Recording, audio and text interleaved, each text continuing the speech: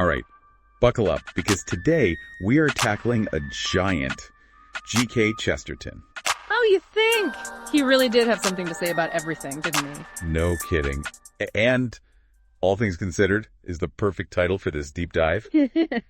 You weren't kidding. This essay collection is dense. It's so easy to get lost in, but in a good way, I hope. Like, you'll be nodding along with one sentence and then bam, he flips the script. Yeah, and that's what makes him so fun to read, even if you don't always agree, which, let's be honest, sometimes I don't, but he makes you think. Right. He's not afraid to poke at those sacred cows, and even his opening lines are classic Chesterton. Oh, you mean where he basically says, hey, this stuff I'm writing might be outdated soon, but who cares? Mm-hmm. What a way to start a book. Right. He's more interested in the journey, the process of thinking things through than in being right. Which is so refreshing these days. Like, everyone's clinging to their opinions like life rafts, and Chesterton's just out here saying, let's go for a swim in the sea of ideas, shall we? It's like he's giving us permission to change our minds, to enjoy the back and forth. Exactly. And he calls out those modernists, not for their ideas necessarily, but for thinking that being new automatically makes them right. Oh, the snobbery of it all. Like, just because something's old, it's automatically wrong. Chesterton saying, not so fast. It's like he's the original hipster, going against the grain even when it comes to being anti-establishment. I like that. And he really puts his money where his mouth is, especially when he's defending, of all things. Cockney humor. Okay, I admit, when I saw that essay title, I was like, where is he going with this? But of course, he finds a deeper meaning. Of course he does. It wouldn't be Chesterton otherwise. But I was surprised at how much I was thinking about, like, people falling down afterwards. You and me both. But he makes this fascinating point that it's only funny because we have this idea of human dignity. Right. A tree falling over. Yeah.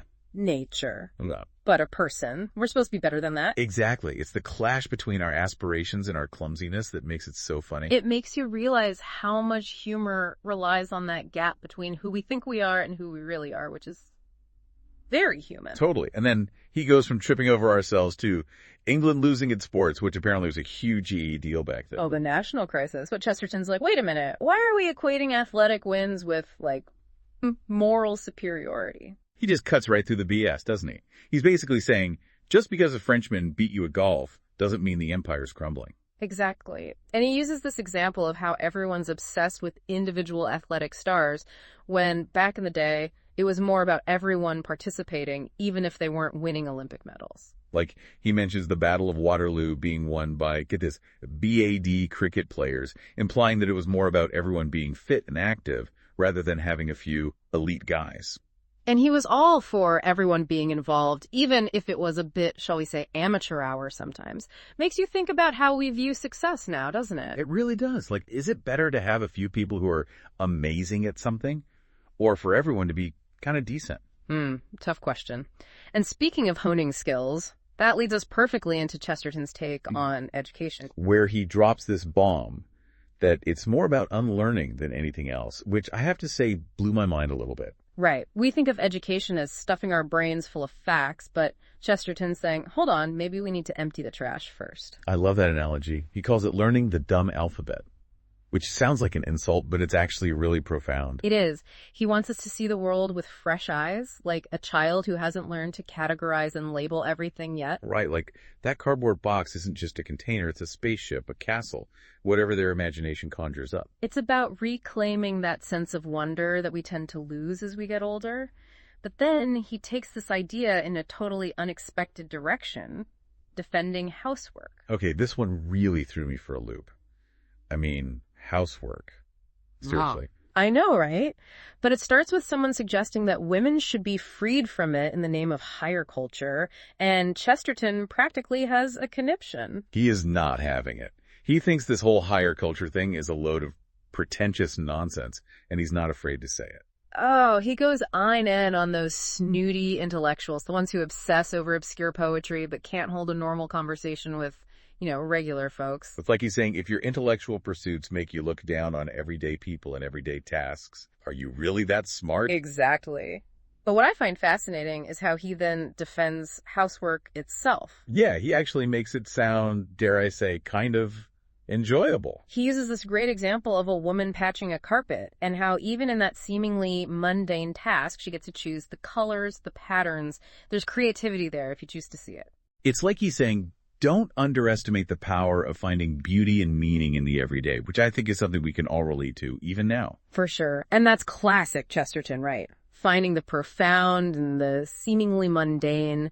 But of course, he doesn't stop there. He then dives into this whole idea of modern martyrs, which is, well... It's a doozy, isn't it? Yeah. He starts with the suffragettes chaining themselves to railings and how they're, like a lot of activists today, making a scene, but not really suffering the way old school martyrs did. Right. It's not that he disagrees with their cause. It's more that he's questioning the effectiveness of their methods compared to, say, the early Christians being thrown to the lions. Yeah, talk about a tough act to follow. But his point is, true martyrdom worked because it was so extreme, it implied something huge was at stake. Right, like your belief had to be so strong that you were willing to face down death for it. And Chesterton argues that getting your furniture repossessed for a cause, while admirable, doesn't quite have the same impact. It might get you in the papers, but it doesn't necessarily make people rethink their entire worldview, you know? Exactly. So there's this disconnect between the scale of the inconvenience and the message it's supposed to send. But then he tells this wild story about the captain of Köpenick. Oh, this one's classic Chesterton. A guy in a fake uniform fools an entire town into thinking he's a military officer. And Chesterton uses it to make this brilliant point about how easily we fall for outward shows of authority, even when they're totally bogus. Oh, absolutely. Like, the imposter captain even points to his soldiers' bayonets and says, "These are my credentials." Which is hilarious because no real soldier would ever say that. It's like something out of a Monty Python skit. But as Chesterton points out, there's a serious side to it. It reveals how easily we accept things at face value, especially when it comes to power. And he warns England not to get too smug, saying their whole unofficial gentleman's agreement way of doing things is just as vulnerable, just in a different way. Right. Like, you don't need a fancy uniform to exert power, just the right air of entitlement and a few well-placed words. Exactly. It's about understanding the subtle cues and codes of a culture and using them to your advantage, which, when you think about it, is what makes those Köpenick moments so unnerving. They expose the cracks in our systems and how easily those cracks can be exploited. It makes you wonder, are we just a bunch of sheep in fancy clothes waiting for the next guy in a funny hat to tell us what to do? Maybe, maybe not. But it's a question worth pondering, especially in our own age of misinformation and online influencers. Speaking of which... You're going to bring up the English public school system, aren't you? Knew it. Well... You know, Chesterton couldn't resist poking at those institutions and their whole idea of churning out perfect gentlemen. He saw right through that facade, didn't he? He acknowledges that they teach some good values, but he also points out the flaws. Oh, absolutely. Yeah. He compares it to sending a merchant to war, basically saying that the skills they learn in those environments are useless, even detrimental in the real world. It's like he's saying, sure, you can recite Latin verbs and play cricket, but can you navigate the complexities of actually governing a nation? And he uses this great example of public school men in charge of Ireland and how their rigid black and white morality totally backfired. It's like their education made them too inflexible, too unwilling to adapt to the nuances of the situation. It's almost like he's arguing for a more well-rounded education, one that prepares you for the messiness of life, not just for some idealized version of it. I think that's exactly right. He saw the dangers of any system that's too narrow, too focused on one way of seeing the world.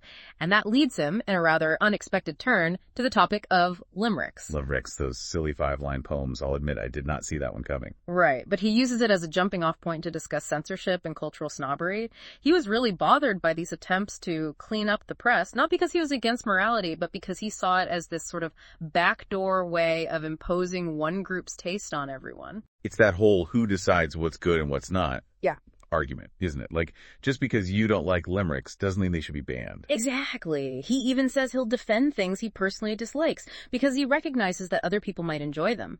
It's about respecting individual taste, even if you don't share it. And that leads to what I think is one of his most chilling observations, which is that despite all of our supposed progress, he sees signs of us slipping back into barbarism. Barbarism. Yeah. in the 20th century. What can he possibly mean by that? It does sound a bit extreme, doesn't it? But he's not talking about literally going back to living in caves. He's talking about a mindset, a way of explaining the world that he sees as regressive. Okay, so like what? Give me an example. Well, he points to this growing emphasis on heredity and environment as evidence. It's like we're so busy saying, it's not my fault, it's my genes, or society made me do it, that we forget about personal responsibility. So instead of seeing ourselves as individuals capable of making choices, we're becoming slaves to forces we can't control. That's the danger he sees.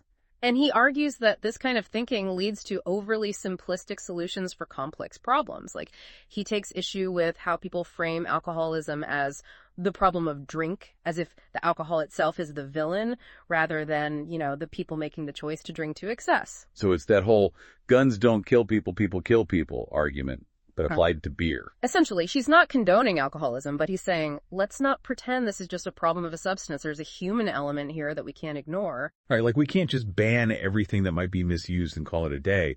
We have to address the root causes, the choices that people make.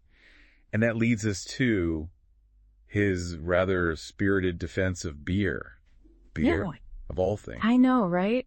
But he ties it into this bigger point about human nature and how we're not just rational beings. We crave pleasure, connection, sometimes even a little bit of chaos. So instead of trying to eradicate those desires, he's saying, maybe let's try to understand them and find ways to channel them in healthy ways. I think so. And maybe have a good laugh along the way. Well said. And speaking of finding joy in unexpected places, let's talk about Dickens.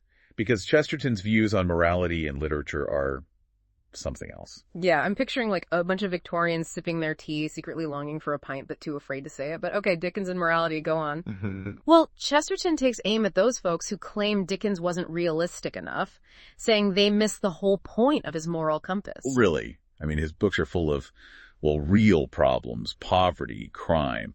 What more did they want? It's not about the setting being realistic. It's about how good and bad are portrayed. See, Chesterton says older morality, like in Dickens, showed truly bad people. Right. You had your Fagins and your Bill Sykes. Truly awful. Exactly. And that made the good characters shine brighter by contrast. Today, we want everyone to be relatable, even the villains. Oh, so no more Snidely Whiplash twirling his mustache. It's all got to be like, he's bad, but he has daddy issues. Right. And Chesterton argues that by removing the truly dark, we water down what goodness even means. It's deep. It's like you need a pitch black room to see candle flame properly, right? Exactly. The darker the background, the more potent the light. But then he goes from Victorian novels to fairy tales, which seems like a leap. Only Chesterton, honestly. But knowing him, there's a method to the madness. Oh, absolutely. He's dissecting this historical method some scholars were using to explain away miracles. Right, like trying to rationalize everything supernatural. We see it even now. Exactly. He uses Joan of Arc, the peasant girl who leads armies claiming divine guidance. Who some say was a saint, others say, not so much. Right. But Chesterton says it's intellectually dishonest to just dismiss her as delusional without actual evidence. You can't just invent a backstory because it fits your worldview. So saying, she must have had epilepsy or something because miracles aren't real, isn't good enough. Not for Chesterton. He's like, look, either you trust the historical account or you don't. But making up a need abuse story isn't more rational, just more convenient. And then, because it's Chesterton, he brings it all back around to Christmas, of course. Had to happen. We couldn't escape it. What does he have to say about Christmas, the man who debated everything? Oh, he has plenty to say. He both loves and critiques the holiday, but ultimately defends it against those who find it, excessive, cruel even. Cruel to Christmas. Isn't it all about good cheer and carols? Some folks back then, like now, worried about the ethics of it all. The overeating, the impact on the poor turkey.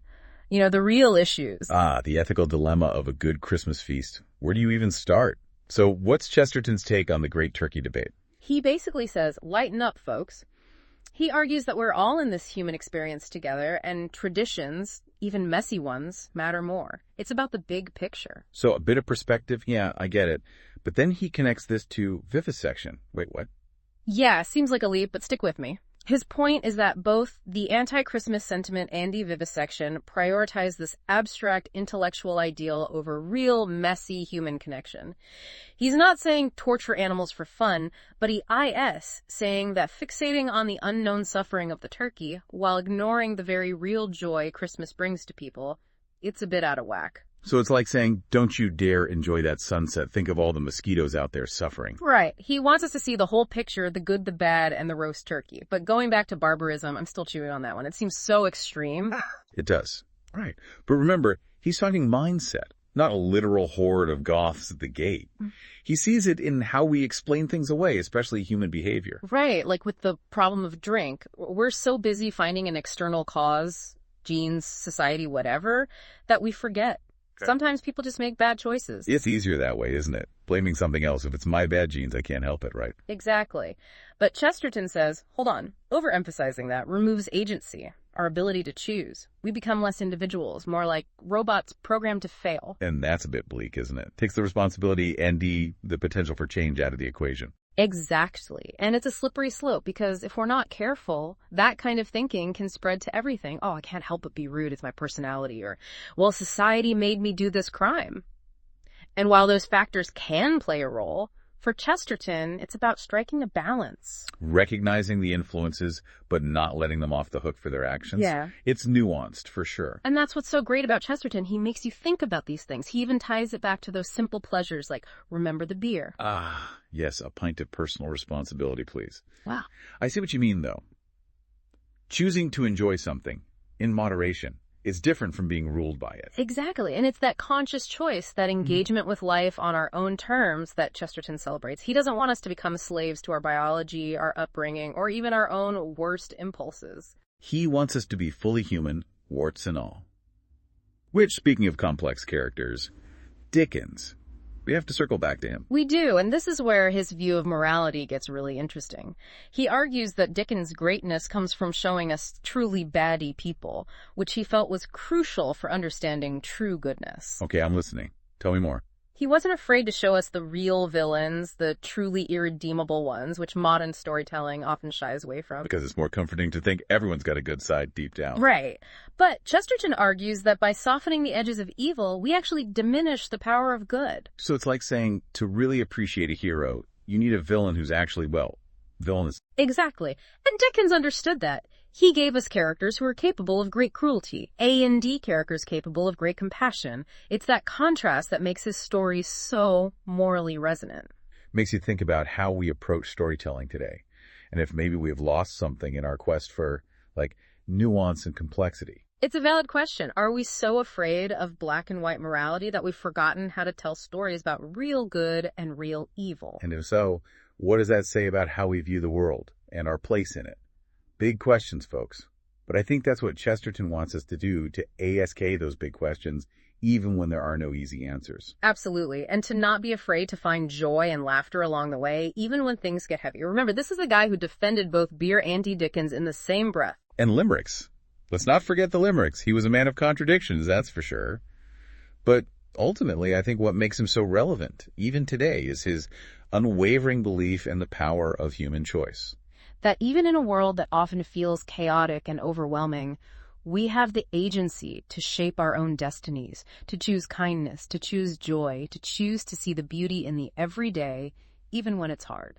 So as we wrap up this deep dive into the mind of G.K. Chesterton, I think the takeaway is this. Don't be afraid to think for yourselves, folks. Challenge your assumptions, embrace the contradictions, and never stop searching for those sparks of truth and beauty wherever you might find them. Well said. And maybe pour yourself a pint of beer while you're at it. You know, for Chesterton. I think he'd approve. This has been a wild ride through one of the 20th century's most interesting minds. Thanks for joining us. Anytime. Cheers until next time.